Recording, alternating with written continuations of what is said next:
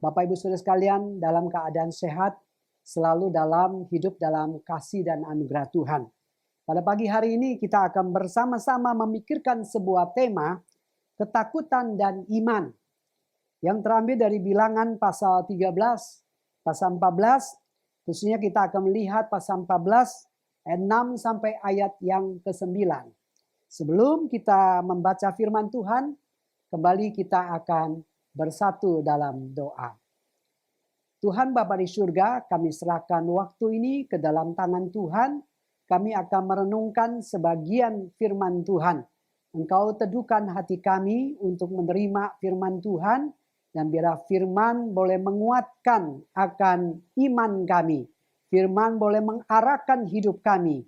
Hidup di dalam janji firman Tuhan. Hidup seturut dengan kehendak Tuhan. Berkati kami sekalian. Demi Kristus Yesus kami telah berdoa bersama. Amin. Bilangan pasal 14 ayat 6 sampai ayat yang ke-9. Tetapi Yosua bin Nun dan Kaleb bin Yefune, yang termasuk orang-orang yang telah mengintai negeri itu, mengoyakkan pakaiannya dan berkata kepada segenap umat Israel, negeri yang kami lalui untuk diintai itu adalah luar biasa baiknya. Jika Tuhan berkenan kepada kita, maka Ia akan membawa kita masuk ke negeri itu dan akan memberikan kepada kita suatu negeri yang berlimpah-limpah susu dan madunya. Hanya janganlah memberontak kepada Tuhan dan janganlah takut kepada bangsa negeri itu, sebab mereka akan kita telan habis. Yang melindungi mereka sudah meninggalkan mereka, sedang Tuhan menyertai kita. Janganlah takut kepada mereka. Bapak Ibu Saudara sekalian, setiap orang memiliki rasa takut. Tak terkecuali tokoh-tokoh besar dalam Alkitab pun mempunyai hati yang takut. Ini yang sedang terjadi saat ini ketika seluruh dunia dicekam oleh ketakutan global akibat pandemi COVID-19 yang menyebar begitu cepat. Kita takut mungkin terpapar oleh COVID-19, kita mungkin takut dengan usaha kita yang mengalami kemerosotan. Kita takut dengan situasi kondisi yang tidak kondusif. Kita banyak takut ini dan takut itu. Bapak Ibu Saudara sekalian, salah satu kisah mengenai ketakutan ada dalam Bilangan pasal 13 dan pasal 14. Bangsa Israel yang kala itu menggembara di padang gurun akan memulai satu perjalanan baru, yaitu memasuki tanah Kanaan. Di sana ada ketakutan dan iman berperang dalam batin mereka. Tuhan berkata kepada mereka lewat firman-Nya, jangan takut.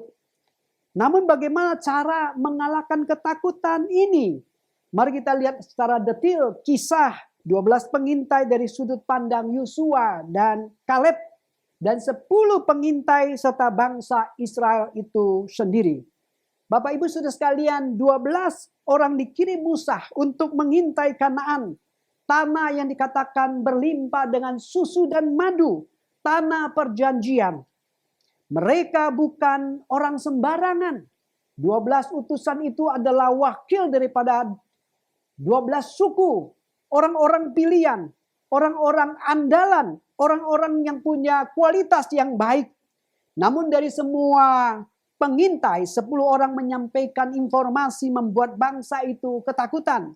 Hanya 2 orang, yaitu Yosua dan Kaleb, yang optimis bahwa mereka akan mampu menduduki tanah perjanjian dengan pertolongan Tuhan. Sama seperti perbandingan 10:2, ketakutan kita seringkali lebih besar daripada iman kita kepada Tuhan. Bapak Ibu Saudara sekalian, apa sebenarnya akar ketakutan ke-10 pengintai itu? Yang mungkin tanpa kita sadari juga adalah ketakutan kita. Dan hal-hal apa saja yang harus kita perhatikan agar kita menjadi orang yang beriman, yang berani dengan pertolongan Tuhan. Ada 2 hal yang akan kita pikirkan pada pagi hari ini. Yang pertama, kontrol pikiran kita. Terkadang apa yang menghalangi kita bukan keadaan atau orang lain, tapi cara pikir kita itu sendiri. Selama kita hidup, rasa takut sewaktu-waktu bisa datang dan menghampiri. Kita tidak dapat mengontrol hal-hal yang akan terjadi, namun kita bisa mengontrol pikiran kita, serta cara kita meresponi suatu keadaan atau peristiwa. Martin Luther pernah berkata, kita tidak bisa melarang burung terbang di atas kepala kita, tapi kita bisa menghalangi burung itu bersarang di atas kepala kita. Bilangan pasal 13 ayat 32 sampai 33.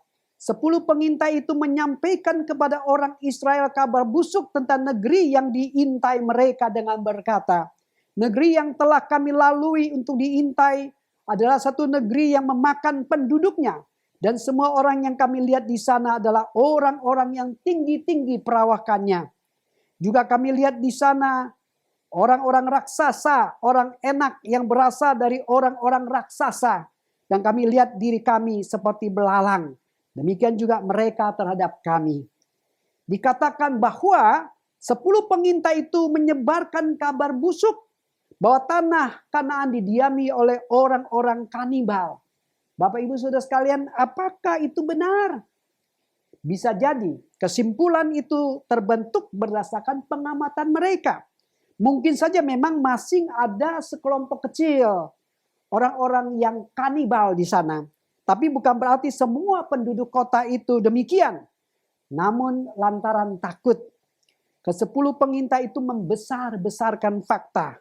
Mereka tidak mengontrol pikiran mereka. Akibatnya mereka diperbudak oleh rasa takut.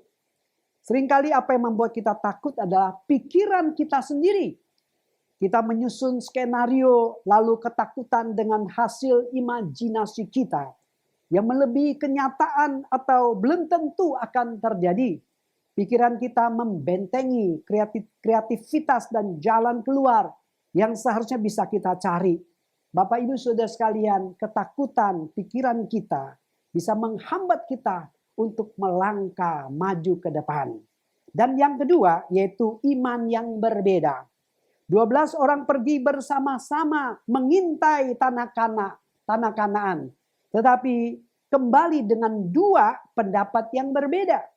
Di dalam Bilangan pasal 14 ayat 6 sampai 9 dikatakan, tetapi Yosua bin Nun dan Kaleb bin Yefune yang termasuk orang-orang yang telah mengintai negeri itu mengoyakkan pakaiannya dan berkata kepada segenap umat Israel, negeri yang kami lalui untuk diintai adalah luar biasa baiknya. Jika Tuhan berkenan kepada kita, maka Ia akan membawa kita masuk ke negeri itu dan akan memberikan kepada kita suatu negeri yang berlimpah-limpah susu dan madunya. Hanya janganlah memberontak kepada Tuhan dan janganlah takut kepada bangsa negeri itu, sebab mereka akan kita telan habis. Yang melindungi mereka sudah meninggalkan mereka. Sedang Tuhan menyertai kita. Janganlah takut kepada mereka. Sementara 10 pengintai lainnya di dalam Bilangan pasal 13 ayat 31 berkata, tetapi orang-orang yang pergi ke sana bersama-sama dengan dia berkata, kita tidak dapat maju menyerang bangsa itu karena mereka lebih kuat daripada kita. Jika kita bandingkan kedua ayat tersebut, kita akan menemukan perbedaan yang sangat besar. Apa yang berbeda? Iman merekalah yang berbeda. Iman merekalah yang berbeda. Ketika kita dilanda rasa takut akan hal apapun, itulah saat yang tepat untuk merenungkan kembali bagaimana iman kita kepada Tuhan. Mungkin iman kita terlalu kecil, sehingga Tuhan pun kelihatan kecil. Dan masalah atau pergumulan hidup kita jadi nampak begitu besar. Ini yang membuat kita stagnan dan tidak dapat berbuat apa-apa. Bahkan kita menjadi lumpuh karena rasa takut kita. Bapak, Ibu, Saudara sekalian, kita harus berhati-hati dengan ketakutan kita. Jika ketakutan menjadi pendorong hidup kita, waspadalah. Kita akan menjadi seperti yang kita percaya. You believe will come true. Sadarilah betapa besar efek rasa takut bagi hidup kita. Tuhan tidak mau kita hidup di dalam ketakutan. Karena itu artinya kita tidak beriman, tidak percaya kepada Tuhan.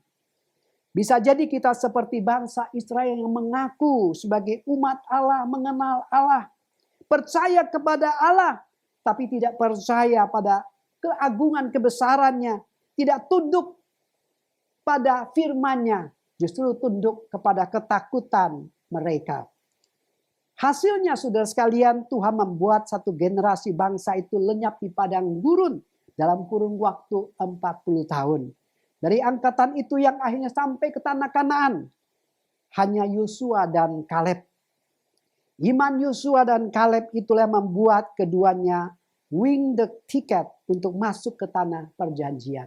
Saya ingat 5 tahun yang lalu, pada saat Sinode menawarkan untuk menjadi gembala di GKY Puri Indah, saudara sekalian, saya diperhadapkan dengan 2 pilihan, yaitu ketakutan atau melangkah dengan iman. Jikalau saya melangkah di dalam ketakutan, pasti saya tidak akan datang. Saya akan tetap di GKY Telugong. Tetapi firman Tuhan di dalam Yosua pasal 1 ayat 9 memberikan penguatan, memberikan iman kepada saya untuk melangkah. Di dalam Yosua pasal 1 ayat 9 dikatakan, bukankah telah kuperintahkan kepadamu, kuatkan dan teguhkanlah hatimu. Janganlah kecut dan tawar hati, sebab Tuhan Allahmu menyertai engkau kemanapun engkau pergi. Firman Tuhan itu menguatkan saya. Dan saya berpegang pada janji firman Tuhan, melangkah dengan iman. Sehingga hari ini saya boleh melayani selama 5 tahun di GKY Puri Indah. Puji Tuhan, itu semata-mata hanya anugerahnya. Bapak Ibu Saudara sekalian, jika hari ini ketakutan kita lebih mendominasi pikiran kita, mari kita ubah hal itu.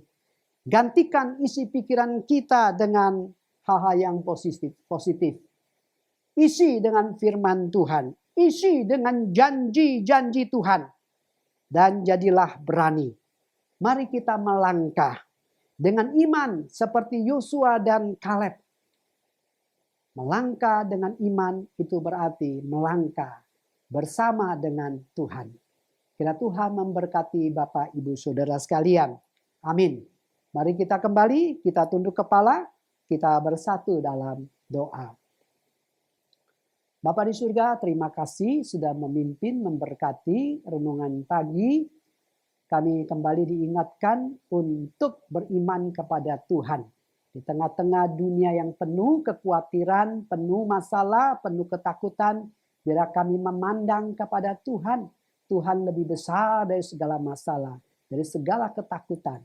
Dan Tuhan bisa menolong kami agar dalam hidup ini kami melangkah dengan iman bersama dengan Tuhan. Tuhan berkati setiap kami. Terpujilah nama Tuhan. Demi Kristus Yesus kami telah berdoa bersama. Amin.